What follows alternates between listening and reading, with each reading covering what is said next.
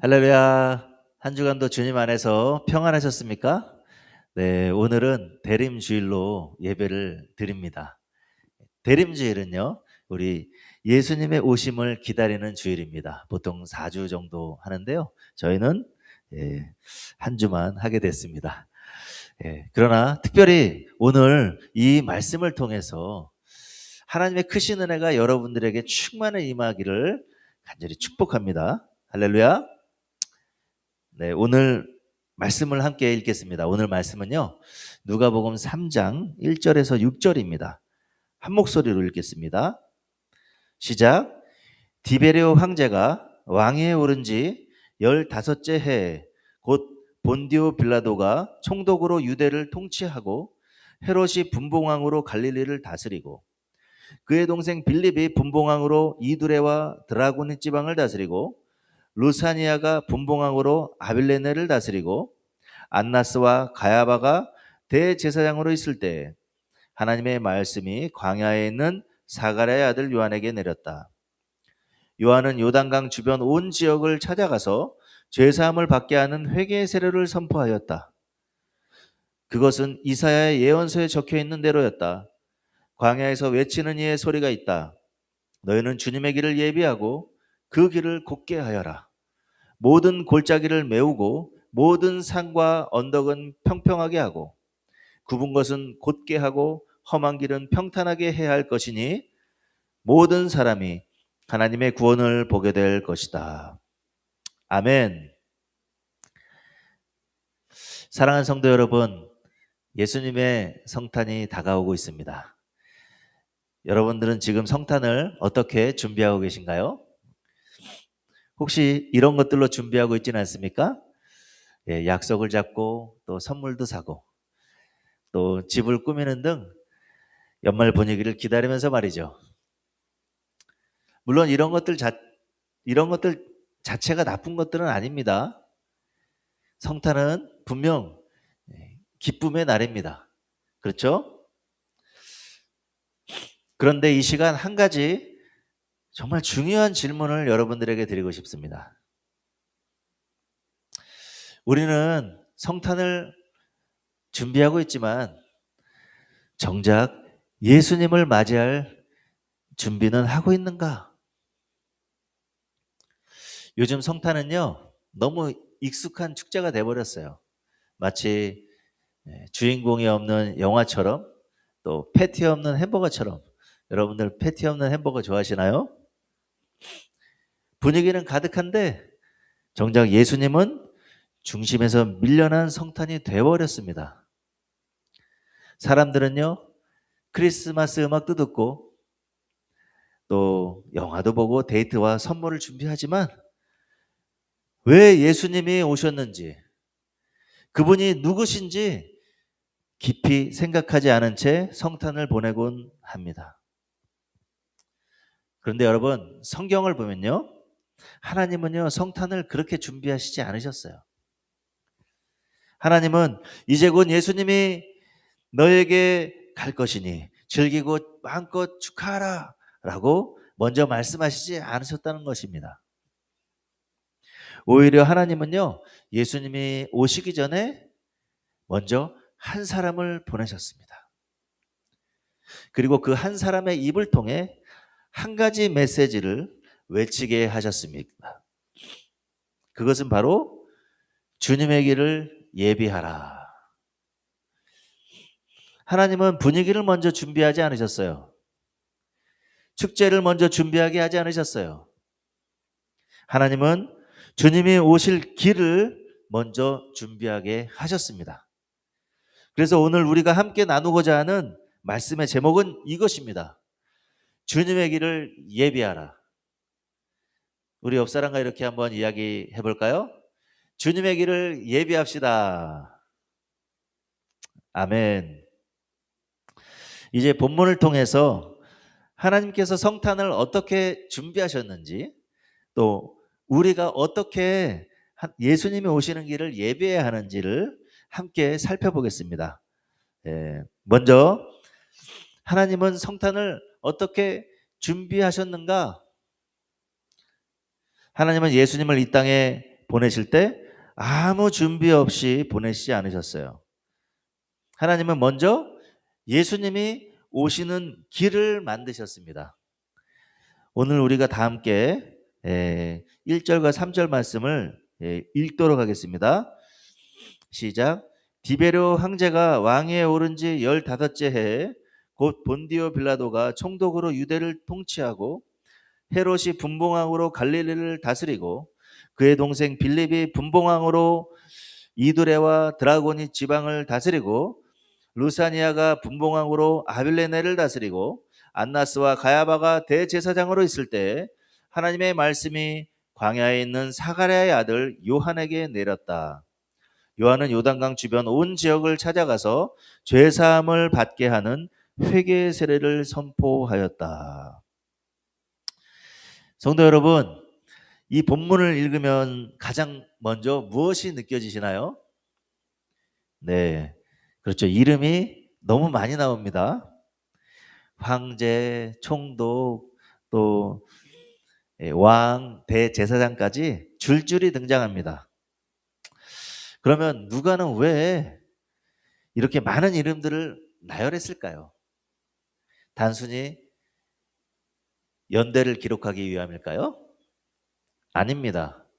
누가는 이 이름을 통해 이렇게 말하고 있는 것입니다. 이 시대는 하나님이 개입하지 않으시면 안 되는 시대였다. 이를 이해하려면 조금 더 앞의 시대를 우리가 봐야 하는데요. 여러분, 구약의 마지막 선지자가 누구였죠? 네, 말라기죠. 구약 성경의 마지막 책이기도 합니다. 그런데 말라기 이후 약 400년 동안 이런 말은 더 이상 나오지 않았습니다. 하나님의 말씀이 임하였다. 그 시기는요, 하나님의 음성이 들리지 않았어요. 그래서 이 시기를 우리는요, 신구약 중간기라고도 하고 하나님의 침묵의 시대라고도 부릅니다. 이스라엘은 나라를 잃은 상태였고요. 영적으로 무너져 있었고요. 예배는 형식만 남아 있었습니다. 그 당시 성경은 있었습니다. 그런데 하나님의 음성은 들리지 않았습니다. 그 당시의 성경은요, 히브리 성경이죠. 다나카라는 히브리 성경인데 율법서, 선지서, 또 성문서 등 총 24권으로 이루어진 구약책이었습니다. 이스라엘의 역사책이었죠. 지금의 기독교 구약 성경인 39권과 내용은 동일합니다. 그 책의 배열만 다를 뿐입니다. 이 히브리 성경은 연대순으로 배열이 되었고요. 저희 구약 성경은 예수 그리스도의 구원론 관점에서 다시 배열된 책이죠. 근데 오늘 본문에서 드디어 다시 이 말이 등장하고 있어요. 하나님의 말씀이 내렸다. 여러분, 이 말씀이요, 단순한 문장이 아닙니다. 무려 400년이라는 시간 동안 침묵하셨던 하나님의 그 침묵이 끝났다는 선언입니다. 하나님께서 다시 말씀하시기 시작하셨다라는 신호예요. 근데요, 놀라운 점이요, 이 하나님의 말씀이 그 당시 궁궐로 내려오지 않았다는 것입니다. 성전에 있는 대제사장에게도 내려오지 않았다고 합니다. 어디에 임하셨습니까? 광야. 사가랴의 아들 요한에게 임했습니다. 이것이 바로 하나님께서 성탄을 준비하신 모습이에요. 그렇다면 왜 하나님은 궁궐이나 성전이 아니라 광야에서 말씀하셨을까요? 그 시대는요, 결코 좋은 시대가 아니었습니다. 당시에 통치자였던 헤롯 왕은요, 나중에 예수님이 태어나셨다는 소식을 듣자 어떠한 악행을 범하죠? 자기 왕권이 위협받을까 두려워 베들레헴과 그 주변에 있는 2살 이하의 모든 남자아이들을 다 학살시켰습니다. 또 본디오 빌라도는요, 예수님께서 죄 없다는 것을 알면서도 자기 자리를 지키기 위해 무고한 예수님을 십자가에 넘긴 인물이에요. 정치는 생명을 보호하지 못하고 있었고요. 권력은 진리를 수호하지 못했습니다. 그런데요, 더 심각한 문제가 있습니다. 그 시대에는요, 대제사장도 있었고 성전도 있었고 제사도 계속 드려지고 있었어요. 겉으로 보면 종교적으로는 굉장히 나이스해 보였죠. 그런데 성경은 분명히 말합니다. 하나님의 말씀이 그것이 아니라 광야에 있는 요한에게 내렸다. 이 말은 곧 대제사장에게는 하나님이 말씀하지 않으셨다. 예배의 모습은 나이스해 보일지 몰라도 하나님의 음성은 사라진 시대였다. 그래서 하나님은요, 예수님을 이 땅에 보내시기 전에 그분이 오실 수 있도록 먼저 길을 정비하게 하신 것입니다. 그리고 그 길을 예비하기 위해 세례 요한을 먼저 세우셨어요. 3절 말씀을 다시 보십시오. 요한은 요단강 주변 온 지역을 찾아가서 죄 사함을 받게 하는 회개의 세례를 선포하였다. 이것은 단순한 종교 행위가 아닙니다, 여러분. 사람의 마음을 준비시키는 그런 작업이었습니다. 하나님은 이 세례 요한을 통해서 사람들의 마음을 깨우시고 굳어진 마음을 흔드셨고 예수님을 맞이할 준비를 하게 하셨던 것입니다. 성도 여러분, 하나님은 성탄을 어떻게 준비하셨습니까? 먼저 예수님이 오실 그 길을 만드셨습니다. 그 길은 어떤 장소도 아니고요, 환경도 아니라 회개로 정돈되어야 할 인간의 마음이었습니다. 그래서 하나님은 세례 요한을 먼저 보내시고 회개의 세례를 통해 사람들의 마음을 준비시켰습니다. 하나님의 성탄 준비는 사람들의 마음 가운데 예수님이 오실 수 있도록 그 길을 예비하게 하신 것입니다. 그렇게 주님의 길을 예비하신 것입니다. 아멘. 그렇다면 여러분, 이 주님의 길을 예비한다는 것은 구체적으로 무엇을 의미할까요? 3절에서 6절까지 말씀 다 함께 읽겠습니다. 요한은 요단강 주변 온 지역을 찾아가서 죄사함을 받게 하는 회개의 세례를 선포하였다. 그것은 이사야 예언서에 적혀 있는 대로였다. 광야에서 외치는 이의 소리가 있다. 너희는 주님의 길을 예비하고 그 길을 곱게 하여라.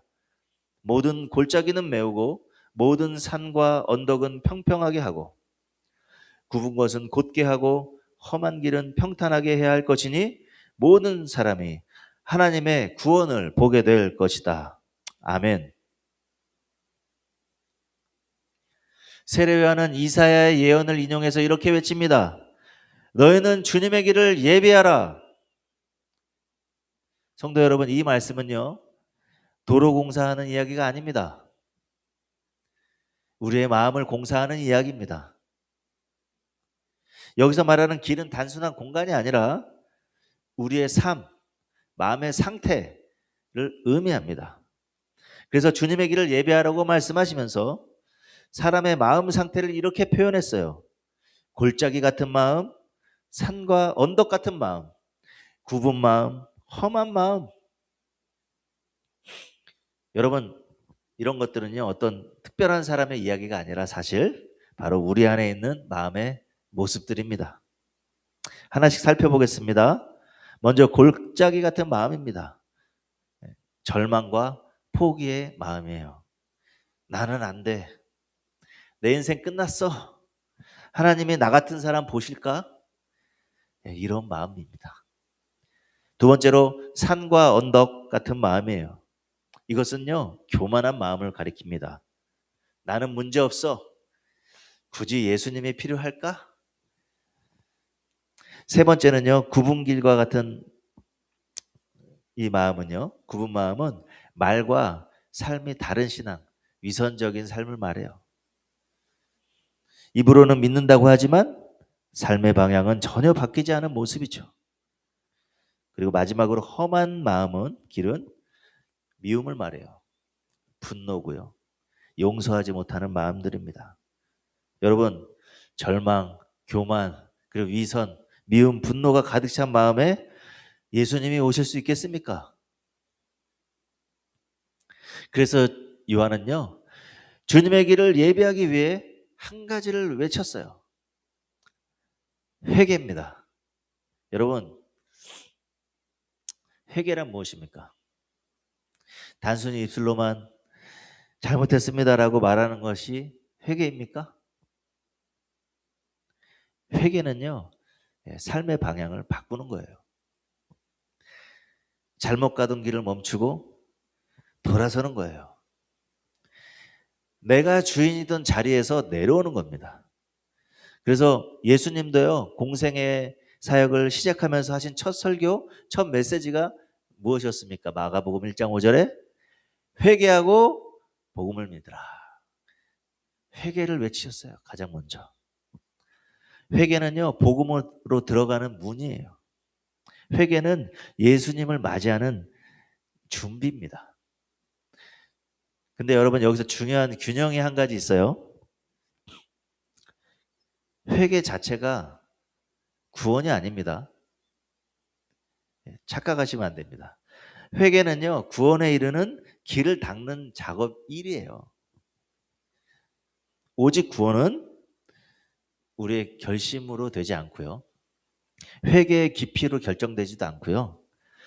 오직 예수님이 죄를 사해 주셔야만 이루어지는 겁니다. 할렐루야. 그래서 세례 요한은요, 사람들에게 회개를 외치면서 자기를 믿으라고 하지 않았습니다. 자기 뒤에 오실 분을 믿으라고 외쳤어요. 사도행전 19장 1절에서 5절 보면요, 요한의 세례만 알고 있던 사람들이 등장하죠. 근데 그들에게 제자들이 예수 그리스도의 이름으로 다시 세례를 받게 했습니다. 회개는요, 예수를 믿는 준비 과정이에요. 진정한 구원은 오직 예수 그리스도 안에서만 완성이 됩니다. 다시 말해서 예수를 믿는 믿음으로만 가능합니다. 아멘. 그러나 진정으로요, 여러분, 구원받는 믿음에는요, 이 회개가 선행돼야 됩니다.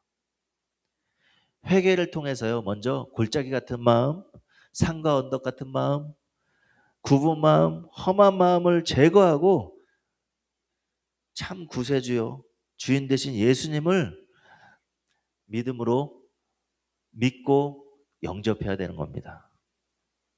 그 예수님께 믿음으로 나아가야 되는 겁니다. 그래서 하나님은요, 요한을 세워서 먼저 회개를 전파하게 하신 거예요. 우리 이 시간에 우리 각자에게 질문해야 합니다.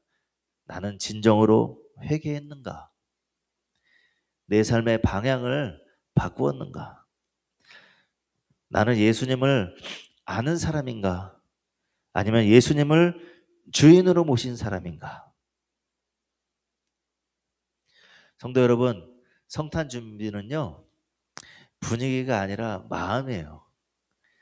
마음의 회개입니다. 그래서 주님의 길을 예비한 사람만이 참된 성탄을 맞이할 수 있는 것입니다. 할렐루야. 이번 성탄절을 준비하면서 먼저 회개로 마음의 길을 정비하시고 예수님을 진짜 주인으로, 진짜 구세주로 맞이하는 복된 성탄절이 되시기를 예수님의 이름으로 축복합니다. 예, 아멘. 이제 말씀을 정리합니다. 어떻게 성탄을 준비할 것인가?